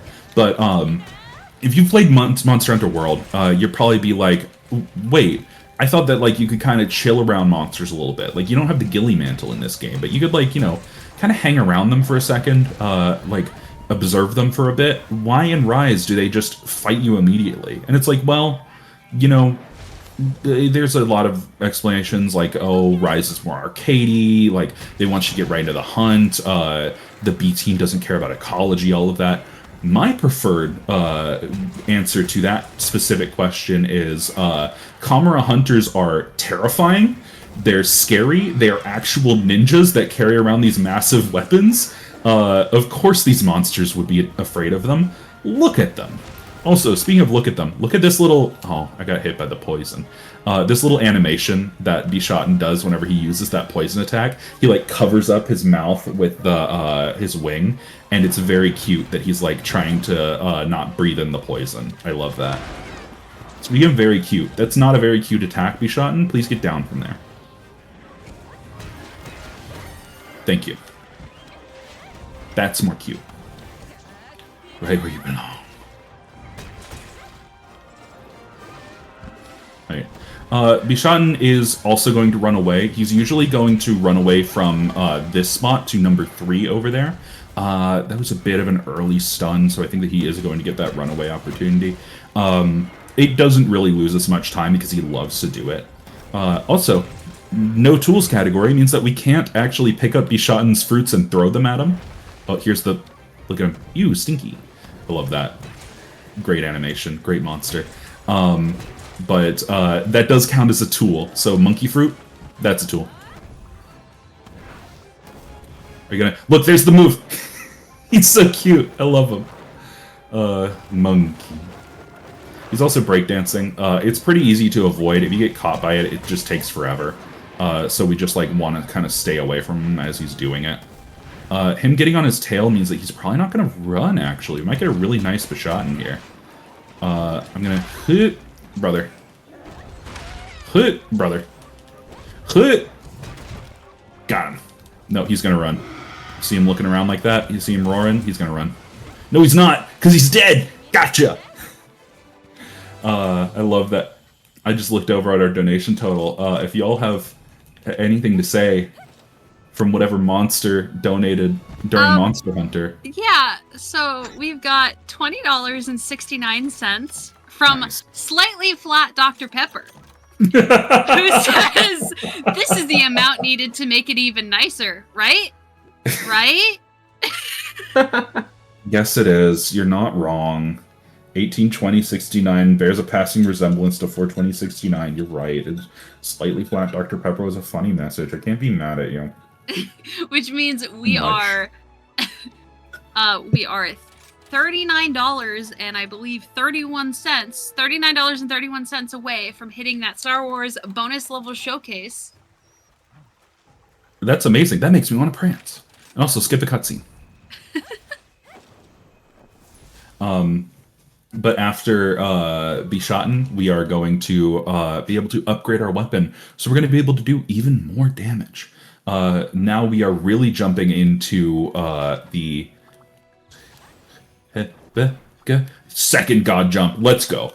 We're going to be going right into our final echelon of monsters here. I believe these are 4-star monsters. I think. I do not remember. However, this is our final rank of monster here. These are 4-star monsters. I'm a god. We're going to be heading into Somnicanth. So the 4-star monsters are also assholes, largely. They're kind of jerks. A lot of them are in the Frost Islands, so we can't get a really good attack boost off of Butterflames for them. 8 is not a great spawn. It's kind of out of the way. It's fine. I would have preferred 7. But we are going to be fighting Somnicanth here, as you can tell by the fact that I use the overly flowery term soporific venom. I don't even remember what I probably made it up, actually. Somnicanth, somna meaning sleep, is technically yokai based. It's like it's a siren. It's a siren. It lulls you to sleep. It has sleep gas. The sleep gas sucks. I hate the sleep gas. It is also, fun fact, as you can see there, so this armor set comes with an ability called Earplugs, which protects us from monster roars. If a monster roars at us, no it didn't. You're a jerk. You're a jerk. Stop it. Stop it. So the monster stunned me with its like quills there, and then just blasted me to sleep because it's a jerk and likes wasting my time. You. Anyway, I was saying something, and then Somnicanth was just a jerk. Oh yeah, so Somnicanth is the only monster in this route that actually like affects us with earplugs, which means that it has like a higher level roar, which makes sense because it's based on a siren. It's just like those fun little details. But you know, I don't need to say what happens in Song 2 of the Thunder Saga of Epic the Musical. We're gonna do some of that. This was a joke for specifically one person. I hope that you enjoyed it. I did, thank you. But yeah, we're gonna beat the heck out of this siren because it is maybe the most annoying monster in this route. And that is saying something, because we have 2 more coming up that are really mean. But we love when it does this attack, this big white sweeping attack, because that means that we get a chance to just whack the tail. And if we hit it while it's standing on its tail, sometimes we can get it to knock itself over. But unlike Bishaten, it's really not consistent if it does it. So otherwise, it's just a very safe opportunity to attack this monster. It's doing a very cool attack. This is the only attack in base game Monster Hunter Rise where you have to do this. So that is an unavoidable attack unless you dangle in the air or really time your wire bug very well. It's very cool. I actually really like when I see that. It wastes just a little bit of time. I kind of showboated there to show it off a bit more. Normally you would just do a wire bug jump upwards and get out of the range and then attack from above. This thing just swept its face over me. I don't appreciate it. I did not consent to that. It's very rude of you, in fact. So you can see where I was saying much earlier with Great Baggy that it's just like kind of really irritating whenever we get the sleep condition. So we're just gonna put this monster to sleep permanently. It's not at blue health yet. There we go. I was about to say it should have been at blue health by now. Switch Axe can soar over the top of it. It is a very cool move to pull off. Technically, Hammer could too. It is very tight timing because Hammer goes straight up and straight down. Switch Axe has an attack where you jump straight up in the air and then go down at an angle. It's very cool. Also, Utsushi, stop trying to tell us to cheat. Thank you. The monster was running away. I don't know if you heard that music change. It was running away, and then I killed it while it was running away, and I feel pretty great about that, actually. That's pretty fantastic. Pretty good. Pretty good. If you have any more word from our lovely donators, now's a fantastic time. I do. I'm glad I started this beverage discourse because we have a $10 donation from Your Average Link that says unsweet tea greater than sweet tea, and that's 6 greater than signs, mind you. Oh, I would agree with that opinion. Yes, there's good ways to make sweet tea. I will say a slightly sweet tea is pretty nice. Southern sweet tea, awful, universally almost terrible. Really, really gross stuff. When it's so sweet that it hurts your teeth, ugh. I can't stand that. My grandma makes tea like that, and ugh. It's just like housing a packet of sugar. Which, when I was a child, I would do, because I was a child. Speaking of child, I'm gonna put a child out of its misery, and by child, I'm talking about Barioth. So Barioth is a jerk. Barioth is awful. Barioth is a neat monster with a mechanic that I hate. So Barioth is going to show us a little bit of the mechanic of breaking monster parts to change monster behavior. We only have a couple of them that do it in this run. Barioth is a very significant example of it. But Barioth is going to be charging all over the place, jumping, running, just frolicking about, having the time of his life, and ruining my life. Because if the monster is frolicking, we can't kill it, because it's not next to us. So it's also going to shoot a bunch of like wind blasts at us, and that'll give us an ice condition that really sucks. So we're going to break his arms. I'm going to break your kneecaps, kid. He's also going to hip check us because he loves the hyperspace hip check. He really loves to do that. That has a massive hitbox. There we go. So that's one arm broken. This will let us break the other arm pretty easily. So the deal with Barioth is that once you break his arms, you can see that his like wingtip there is a little like crusty looking.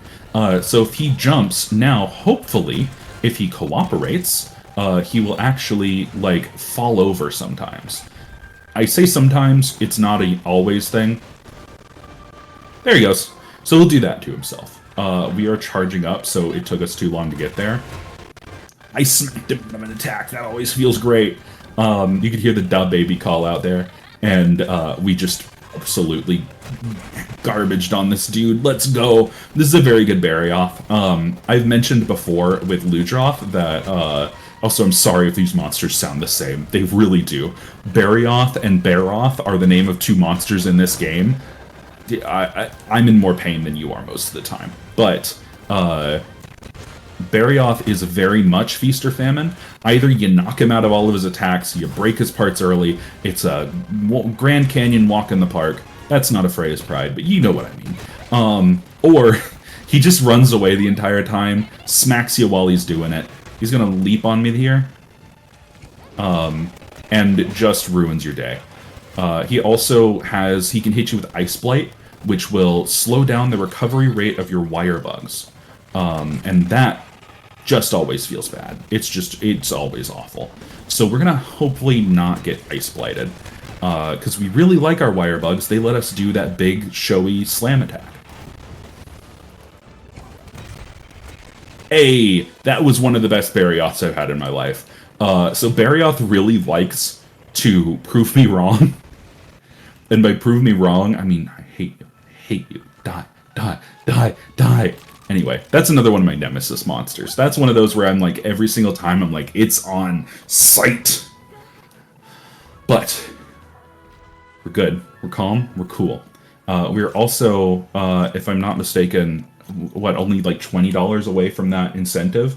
And we are swiftly reaching the end of this run. So I would love to see that met before the end.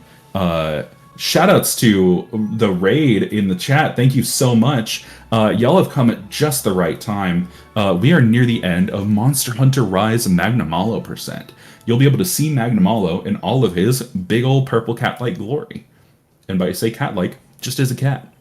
But thank you so much, Jim, for the raid. You're the best. Here, I'm gonna pet a dog in your honor. I definitely didn't miss that because I was looking at the chat. You know. We're just petting the fluffy puppies.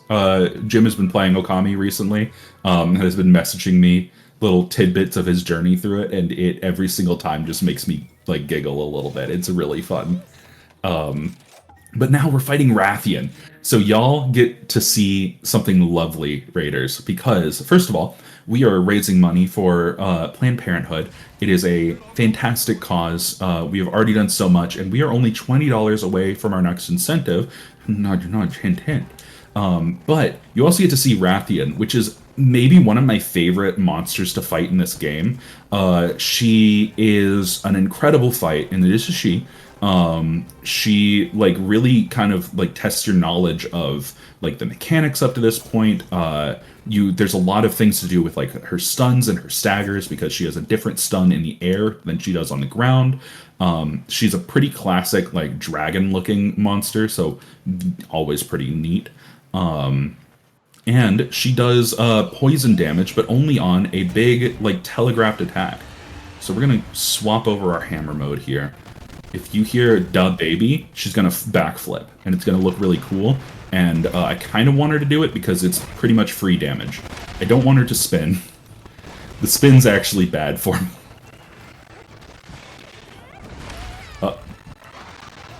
She's really sniping me today. And okay, so this is not the best example of Rathian gameplay on the planet. But it is a example of Rathian gameplay. So we just had a really good Barioth. Also, the spinning attack, you gotta love it. If you find even a tiny slope as a hammer user, you use that slope because you get the funny spinny attack. Gosh, I did not know that this area counts as a slope. What a weird spot for a slope. I mean, I guess... No, we were sloping right here. Anyway, where'd she go? Let me at her. Did you just leave? Did you just decide that I wasn't worth it? How dare you? But there we go. She's gonna backflip now. So I'm gonna time this to smack her out of the air, hopefully. She touched the ground just beforehand. But she does have a different stagger window for when she's on the ground versus on the air. On the air, in the air, doesn't matter. And it's kind of fantastic. Like, genuinely a great boss when she's not bullying me. You mean old dragon, you. If anybody says that's a wyvern in the chat, I'm gonna be disappointed. No, not the dragon wyvern discourse. I've made my thoughts on the dragon wyvern discourse very clear, which is it doesn't matter. Stop. So she's got the zoomies now. We call them the zoomies whenever monsters just kind of run like that. They're just kind of a big walking hitbox, and it's really annoying. She's beefing with a Kuliyaku right now. We're about to see... Oh, the Kuliyaku got a hit in. Oh, come on, come on. You can do it, little guy. You can do it, little guy. He couldn't do it. So the monster's a little distracted. That's fine. It helps out a little bit. The monster's not targeting us. But now it is, because it doesn't last very long. Hey, and she got knocked down. She got stunned. Nice. So, like I said, Feast or Famine, the monsters can either bully you or get exponentially bullied. So, the example of... This Kuliaku's now trying to beat me up. How dare you? Run away, sir. I don't want you here. Oh, they're both running away. Fun.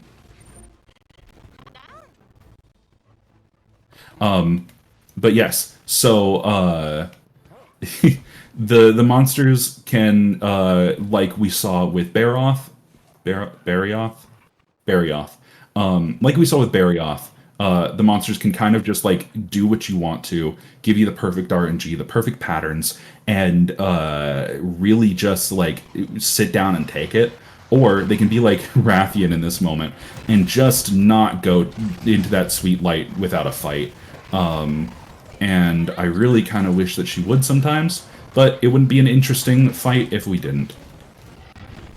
She didn't run off too far. She can sometimes run to the far north reaches of the map, and that is just like kind of gone. It's Narnia. It's like you're never getting there.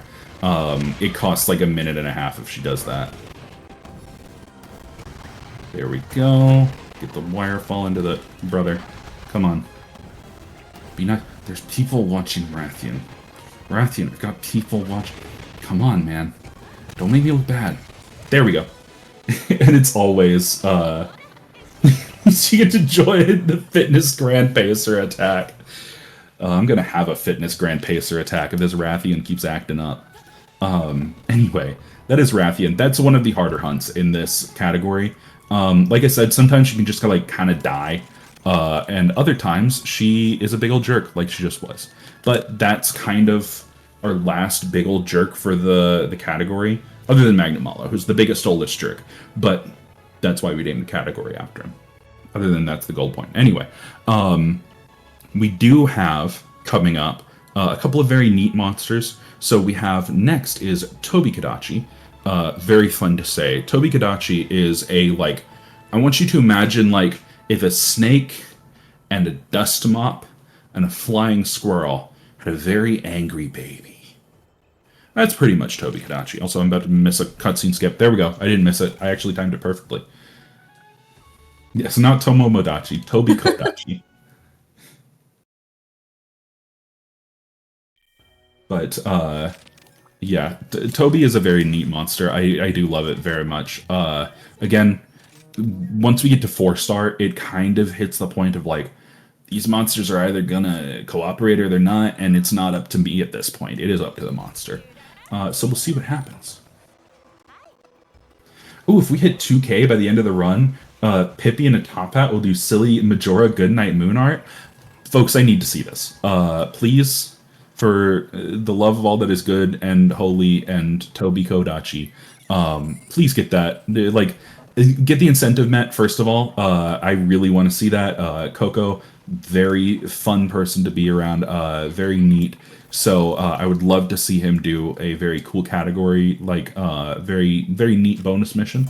But also, if we get to 2K by the end, that's $2,000 by the end of the 3rd run of the event. That's really cool. That's really neat. So I'd love to see that. We only have 3 monsters left, counting this one. So your time is limited. But here's Tobi. Brother. He's already kind of starting to bully me, but it's fine. We're just gonna smack him with one of these. The benefit of the flying bludgeon, that attack, is that it's really... It gives us a lot of armor. It's really hard to smack us out of it.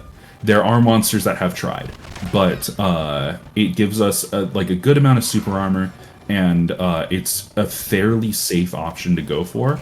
We just don't want to do it when the monster's going to wiggle out of the range. Oh, we actually snipped him right on the end there. So it's got a pretty quick cooldown, so we don't care about like wasting it. Like I can already do another one here, which I'm just... Yeah, I'm gonna... You roared in my face. That was a terrible move by you. But now it is on cooldown, so I'm going to instead hit him with the spin, I guess. I didn't actually mean to hit him with the spin. I hit the wrong button. If you're charging and you try to do the Big Bang attack, as it's called, you'll just hit the monster with the spin. But another great opportunity to whack a monster in the face.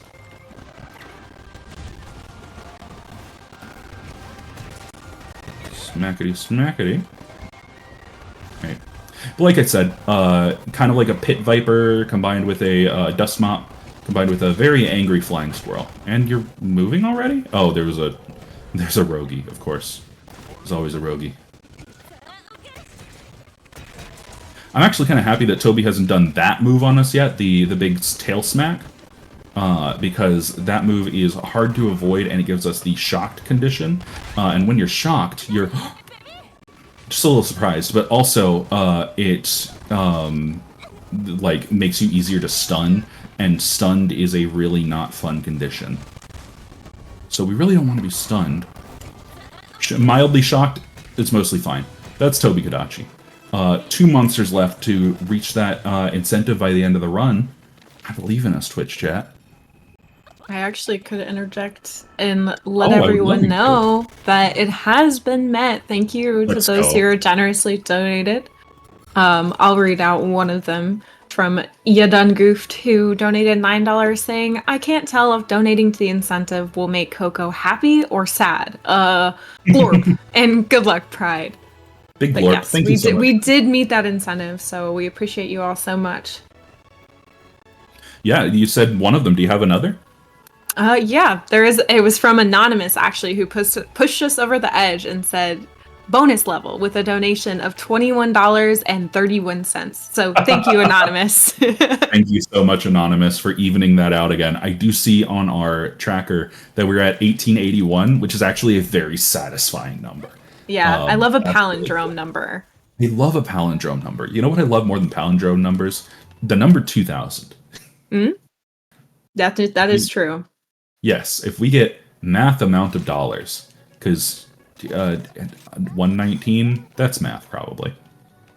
Also, I'd like to point out that the name of this mission is A Song of Red and Fire, which tells you exactly when this game was being developed. Big Game of Thrones fans there in Japanese in Japan. My goodness, Pride. What are you doing, man? So this is Volvidon. Volvidon is basically a giant armadillo that also has an anteater tongue that can... I just pronounced that weird. Anteater. An anteater... No, I guess that is just how you pronounce it. Anyway, has a giant anteater tongue, and it if it hits us, will paralyze us. So we really don't want that, because as much as sleep sucks, paralysis is way worse. Paralysis you can do nothing about. So we're really going to try to avoid getting paralyzed, which I try to do in my day-to-day life, but, you know, that's just because I'm a gamer.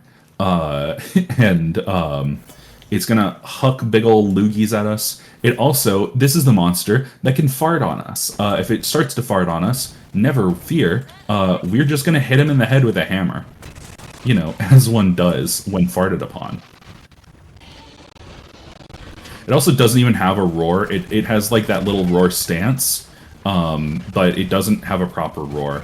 But it is going to bounce around a lot, so we're going to hopefully break his back soonish if he cooperates. My guy, quite rolling. Oh my goodness, he's Sonic the Hedgehog.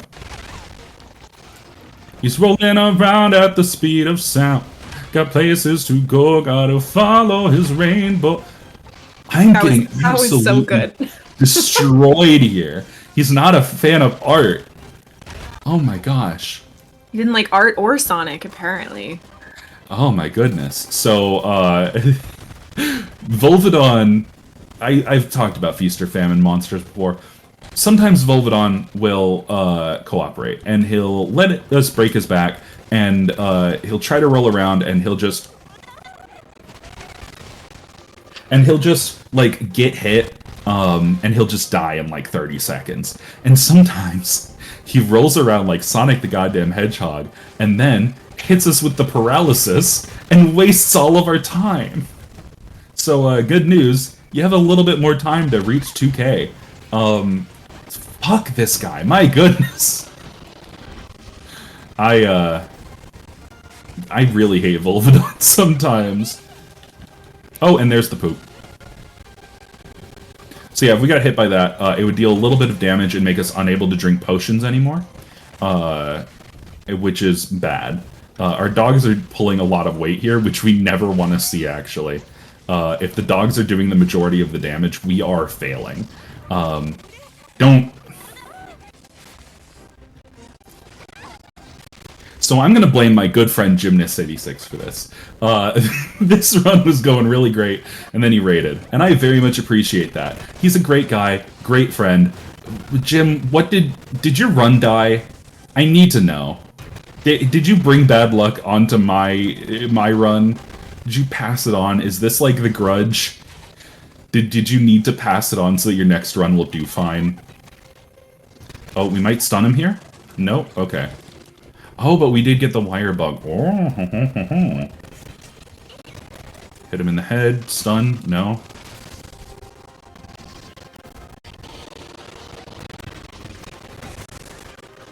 Okay. I'm a little locked in on this. Okay, so we stunned him. So now he should be dead pretty soon, because he should hit blue health after this attack. No, we've done so little damage to this guy. Oh no. Oh goodness. When I'm not speedrunning, so I have several different mains depending on the game and how I'm feeling. So that's actually a great question. So I mentioned earlier in the showcase that throughout all of Monster Hunter World, I mained a Greatsword because I was told Greatsword is for manly men, and I was like, I don't know, 19 at the time or something. Also, Volvodon's dead. Rest in pepperonis, you stupid piece of shit. But at the time, I was, 18, 19. I was like, oh, I've got to do the manly thing, the real manly man thing. And the manly thing is to do what you feel like do what makes you happy, right? But like, I don't know, man. I just went through it, and then I had a lot of other mains, but I do see that we just got a big donation, so if y'all want to read that real quick, I'm going to give y'all some space to, not rant about myself. Righty. We do have $20 from Octopus Garden 98, aka Katie, who says, donation number 2, trying to get us to $2,000. Much love to those participating in RAF, whether it's a guest, donator, host, or player. Best wishes. We also have $100 from Cineris, who says, Majora's Mask is my favorite Zelda game, so I need that Goodnight Moon. And yes, we are $19 away from that impromptu incentive of Pippi drawing Goodnight Moon with the Majora's Mask Moon at $2,000. That's huge.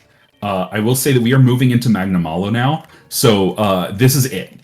This is like $19. A single $20 donation will enter you if you mark it off when you're donating for that that Zelda print. It will also reach us to $2,000 by the end of this run. I believe that we can do it. It's going to be really cool. I'm about to rant about Samurai Cat. That's a decent spawn for him. So Magnamalo is a monster that gets a lot of hate. This is a very divisive monster. You either really love this guy or you really hate him.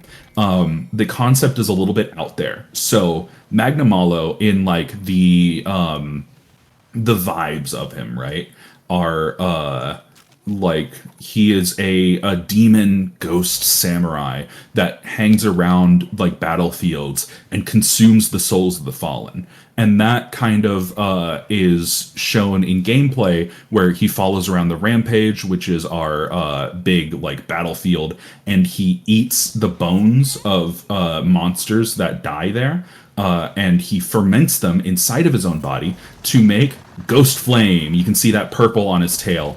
So Ghost Flame is a unique status effect that if he hits us with it, will basically napalm stick a fire effect to us. It's a blast effect, really.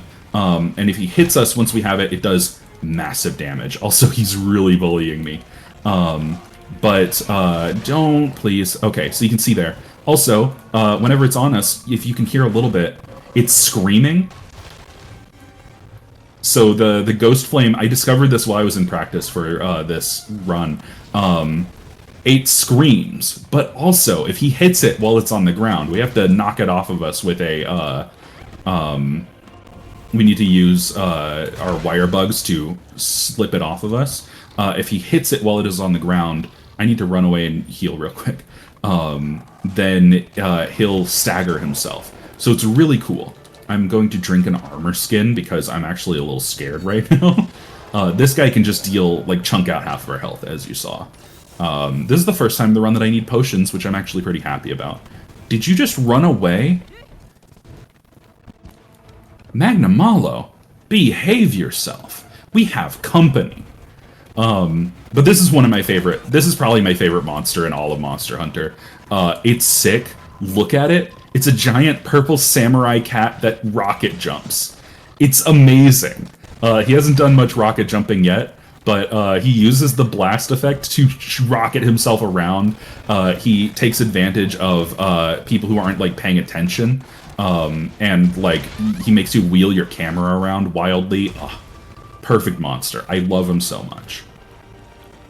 But I'm gonna kind of lock in a little bit and fight him. Y'all got, I'm gonna say, about 3 minutes. Time will be whenever we get the final hit on Magnamalo. So I will call it. It will be sudden. I'll try to warn you ahead of time. But every single fight with Magnamalo kind of feels like a fated like duel between rivals. He's such a cool monster. His moveset is sick. He uses that tail like a Naginata to like great effect. He doesn't use the arm blades, which is like the only thing where I'm like, come on guys, you put these big old arm blades on him and then didn't have him use them. But he's like, he has these retractable blades on his back that pop out when he enrages. Sick monster design. Also, you can see there that I got hit with the while I had the ghost flame on me, and it dealt half of my health and damage. So we really don't want that to happen. He also has a move that I don't know if he's gonna do it, but he like pretends like he gets knocked over and then swipes at you on the way down. Just super cool. Alright, let's... But don't... If we hit right there, if we hit the parts that are glowing that bright purple, by the way, then we actually have an opportunity to knock him over just like this. So he also has a lot of stun states that we like to juggle. We really hope that he doesn't run away. It wouldn't be as devastating from this spot, but he likes to run away to or from number 12 up there at the top of the map, and that's between like a bunch of ridges. Oh, there was the attack, but I parried it with a hammer. But it's like a pain to get to. So if he runs away, it's going to waste us a good amount of time. But so far, this run is going great. And also, hosts, if you have an announcement real quick while I'm fighting for my life out here. I do. We had an anonymous $20 donation that just says Moon, which puts us at our overall goal so far at $2,000. We're at 2,001 total. Thank you so much, everyone, for being generous. Good night, Moon. Good night, Magnamalo. Good night, Majora's Mask. Just everything. We have so much left to showcase, but thank you all for being here for these great runs so far as we chase him down the hill. Yep, good night, Magnamalo jumping over the moon. Magnamalo ran over here just to be a hater, I would like to point out. He saw Rathian on the map and decided that he was choosing violence today, and I respect that. He was like, you gave my friend, my rival, such a bad time? How dare you? I'm gonna smack you. And that's what we do here. We watch out for each other. We're enemies. That's time. But we watch out for each other as I'm killing him.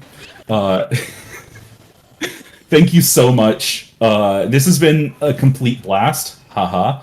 Ran a little long because of those incentives, but and also some bad RNG. But this has been so cool. Thank you so much for letting me show off one of my favorite games, one of my favorite categories for the said game. I'm gonna aura farm real quick, so don't worry. We're just gonna Kahoot view. Hold on. Kahoot view, poses, weapon pose set. Powerful. Why are you not changing? I swear.